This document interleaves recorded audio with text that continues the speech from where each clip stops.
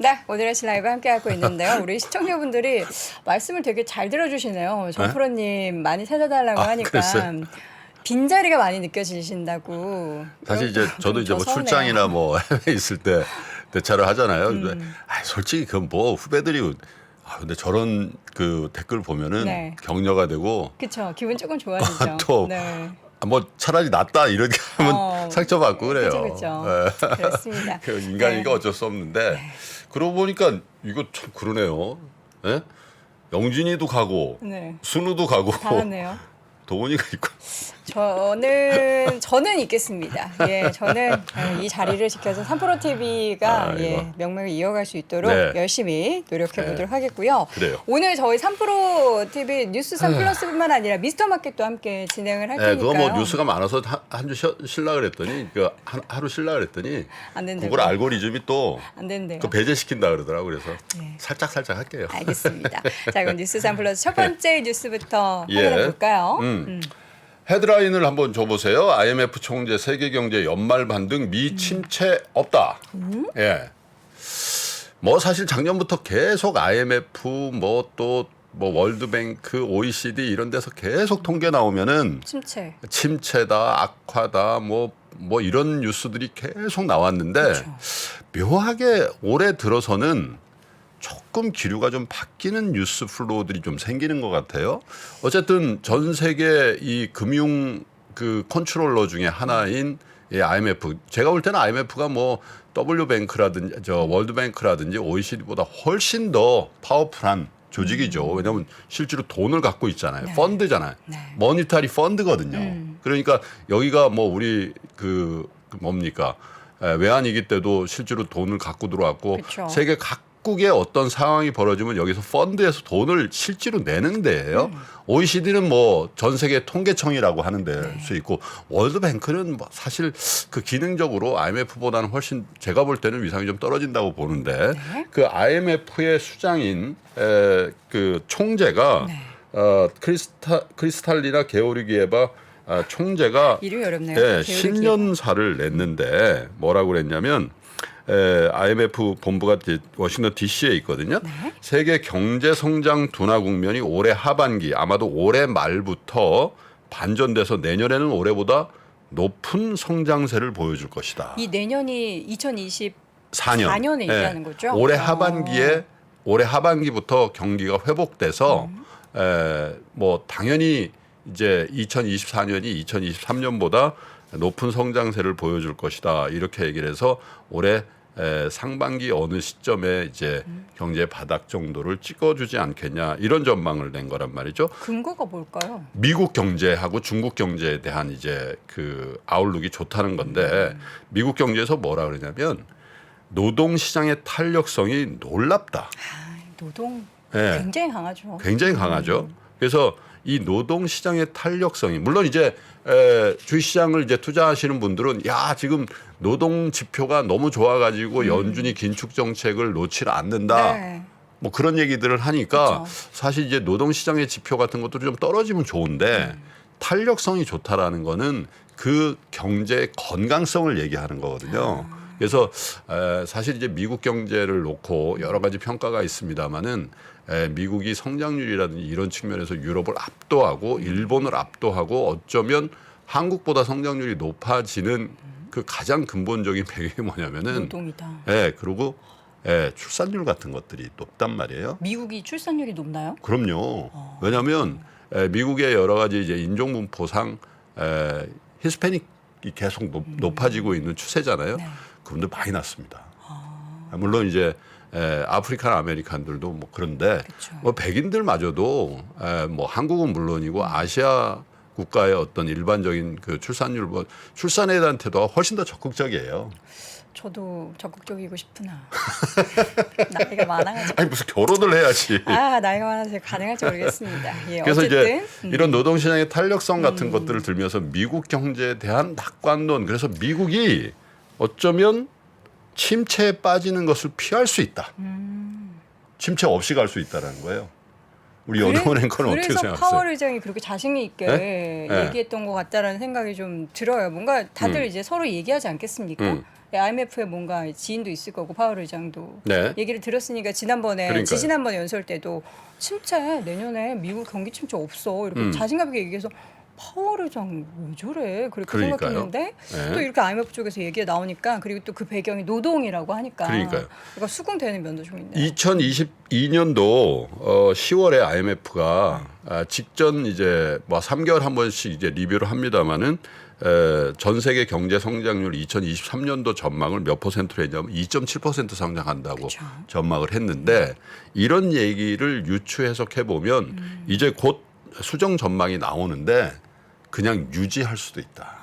왜냐면 1년 동안은 계속 낮췄거든요. 그래서 우리가 뭐 놀렸잖아요. 저런 거 뭐하러 하냐고. OECD도 그렇고 IMF도 그렇고 계속 성장률 전망치를 낮췄는데 어쩌면 여기서 3개월 전하고 비슷한데 그러면 정말 의미 있는 경제의 어떤 회복에 물론 이제 지금 당장은 아닙니다만 올해 하반기 어느 때에 회복의 시점을 잡을 수 있다라는 그런 확신을 하는 거 아닌가 이런 이 전망이 나오는데 네. 여전히 올 한 해 어려울 거라는 얘기는 했어요. 그렇죠. 왜냐하면 그러면서도 또 한 가지 얘기한 게 인플레이션이 여전히 높은 상태에서 생활비 위기가 끝나지 않았고 세계 경제 취약한데 여기에 한 가지 워닝을 준 건 뭐냐면 야 이거 경기가 바닥을 찍기도 전에 훨씬 전에 금융시장의 가격들이 올라가 버리면 각국의 중앙은행이 긴축 모드를 놓을 수 없을 수도 있다. 그래서 경기에 대해서는 굉장히 낙관론을 얘기를 하면서도 금융시장은 여전히 좀 조정을 더 받아야 되는 거 아닌가 이런 얘기들을 했단 말이죠. 근데 이런 얘기가 나오면은 투자자 입장이나 뭐 이제 금융권에서도 미리 사죠. 그러니까 이제 사실은 이런 것 같아요. 야 저기 달이 있어.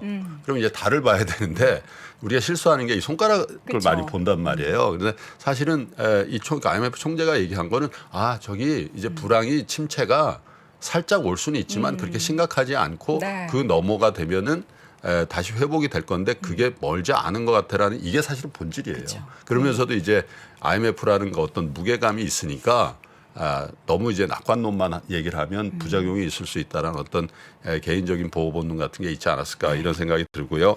네. 또 한 가지 이제 올해 경제 성장률 전망치를 비교적 낙관하는 이유가 중국이에요. 이렇게 얘기를 했습니다. 올해 중국이 글로벌 경제 성장의 가장 중요한 단일 요인이다. 중국이. 근데 결국은 이 코로나 봉쇄에 대한 입장의 변화가 굉장히 중요한데 이런 완화 정책, 봉쇄 완화 정책을 올해 유지를 하면 올해 중반부터는 중국이 세계 경제 성장에 긍정적인 기여를 하는 나라가 될 것이다. 그리고 특이한 거는 월가의 대표적인 투자은행이죠. 모건 스탠리가 작년 12월에 중국의 경제 성장률을 4.4%를 보다가 5.4%로 1%포인트 올렸고요. 최근에 다시 5.7%로 올렸거든요. 이런 겁니다. 그러니까 코로나 이 봉쇄 정책이 모순적인 거죠. 왜냐하면 봉쇄 정책을 풀면은 코로나가 확산돼서 경제가 위축되는 측면이 분명히 있으나 그렇죠. 어쨌든 해야 될 조치라는 거죠. 그걸 이제 미루지 않고 한다라는 거는 궁극적으로 그 시기가 지났을 때 중국 경제의 어떤 다시 성장의 궤도로 진입 그리고 이 봉쇄 정책을 풀면서 올 수 있는 역풍에 대해서 중국 정부가 강력한 부양책을 내는 것들을 전망한다라는 그런 얘기거든요. 네. 그래서 차트를 하나 좀 보여주시면 네. 월스트리트저널하고 컨퍼런스 보드에서 설문조사를 했어요. 전 세계 CEO, 주요 기업들의 CEO들에게 세계 경제 회복 시점이 언제인 것 같니? 이렇게 한번 물어봤는데 저 중에 7%는 경제 나쁘지도 않은데 왜 회복을 얘기해? 이렇게 얘기한 사람도 물론 있습니다. 여전히 좋은데? 아마 그 되게 좋은 회사 CEO인가 봐요. 그죠? 21%가 23년 상반기가 회복 시점이라고 얘기했어요. 꽤 큰 거죠. 그리고 27%는 23년 하반기. 그러니까 7, 21, 27을 합쳐서 보면 거의 50% 정도 이상이 경기가 나쁘지 않거나 올해 중에 회복이 된다 이렇게 보는 거고요.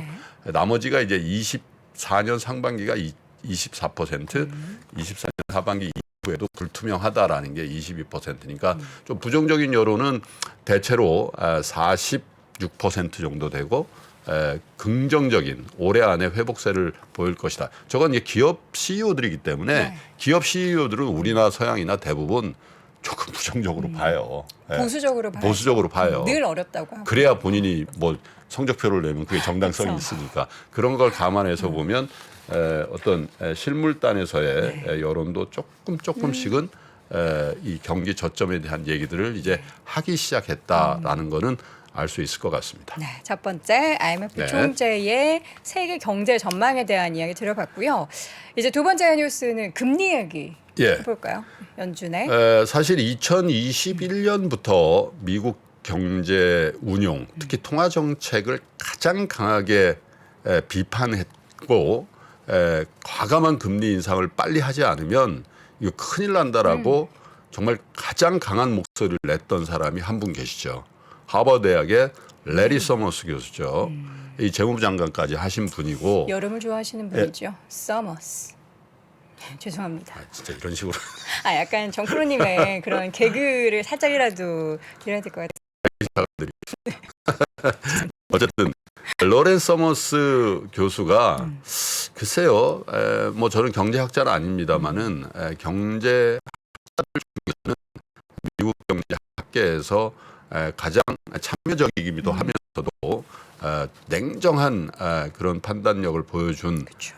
최근 2, 3년 동안은 아마 가장 잘 시장을 보고 경제 정책에 대한 대안을 적극적으로 제시한 그런 경제학자로 기록이 될 겁니다. 네. 그런데 이 레리 서머스 교수가 최근에 약간 기존의 발언과는 괴가 좀 다른 얘기를 하고 있어요. 블룸버그하고 인터뷰를 했는데 뭐라고 얘기를 했냐면 인플레이션을 억제하기 위해서 금리를 인상하는 연준의 일이 이제 끝나가고 있다. 인상 중단을 생각하는 것이 아직 조금 이르기는 하지만 그럼에도 우리는 그날에 훨씬 더 가까워지고 있다. 이렇게 얘기를 했어요. 이 얘기는 두 가지 함의를 갖고 있는 것 같은데 이제 레리 서머스 교수도 미국에 닥쳐올 경기 침체에 대한 걱정을 하기 시작했다. 인플레이션에 대한 걱정 일변도에서 이제 경기의 침체에 대한 걱정으로 조금씩 시각을 바꾸고 있다라는 그런 단서가 될 것 같고요. 그 다음으로는 연준이 어쩌면 또 한 번의 실수를 할 수도 있다는 것을 미리 워닝 주는 거다. 그건 뭐냐? 대표적으로 실수한 게 그거잖아요. 제롬 파월, 그렇죠. 제롬 파월 의장도 그렇고 또 자네 델런 재무부 장관도 트랜지토리한 인플레이션이라고 한 거에 대해서 신랄하게 비판한 사람이거든요. 그리고 당시 그렇게 생각하면 안 된다고 하이퍼 인플레이션도 올 수 있다는 얘기를 과감하게 말해서 빨리 하라고 했는데 그거 말을 안 들었다는 거죠. 그쵸. 근데 이제 원로로서 야 그렇다고 해서 너 계속 하면 경제 망가질 수도 있다라는 그 얘기를 직접 화법으로 하진 않았으나 연준이 또 한 번에 뒷북을 치면 경제 안 된다라는 얘기를 경제학계의 원로로서 또 행정 경험이 있는 어떤 실전 경험이 있는 이제 선배로서 얘기를 해준 거다. 앞으로 이제 레리 서머스 교수가 어떤 이제 말들을 계속 이어나갈지 모르겠습니다만은 기존의 입장과는 조금 다른 얘기를 하게 되면 아마 많은 언론에서 인터뷰를 요청하게 되거든요. 그렇죠. 왜냐하면 이거 자체가 뉴스가 되죠. 무슨 속내십니까? 교수님. 그럼 이제 이거에 대한 보완적인 얘기들을 간헐적으로 할 수밖에 없을 거고 그 뉴스 플로우는 나머지 의사결정자들에게도 레리가? 저분이 저렇게 얘기하셨다고. 그렇게. 물론 뭐 이분이 신은 아니시잖아요. 그렇죠. 무조건 맞춘 건 아닌데 어쨌든 그래도 이제 업계의 오래된 선배의 그런 시각으로 뭐 바라봤을 직전 때. 한 1년 동안 이분 말을 들었으면 그쵸. 그런 얘기들이 있고 그리고 이제 백악관이나 이런 쪽에서도 이런 분들하고는 항상 소통하거든요. 근데 이제 이런 분들의 이 레리 서머스 교수의 이 말만 있는 게 아니라 예를 들면 패트릭 하커 필라델피아 연방준비은행 총재가 대표적으로 이렇게 분류를 하자면 매파적인 성향이 더 강한 사람으로 분류가 되는데 최근에 어떤 얘기를 했냐. 한 번에 0.75%포인트씩 금리를 올리던 시절은 확실히 지났다. 확실히 지났죠. 0.25%포인트 인상이 적절할 것이다. 1일 날 이제 하잖아요. 2월 1일 날 네, 이제 그렇습니다. FOMC인데 대체로 뭐 컨센서스가 0.25 나오는 게 이런 사람들 얘기를 이제 대변하는 것 같고요. 네.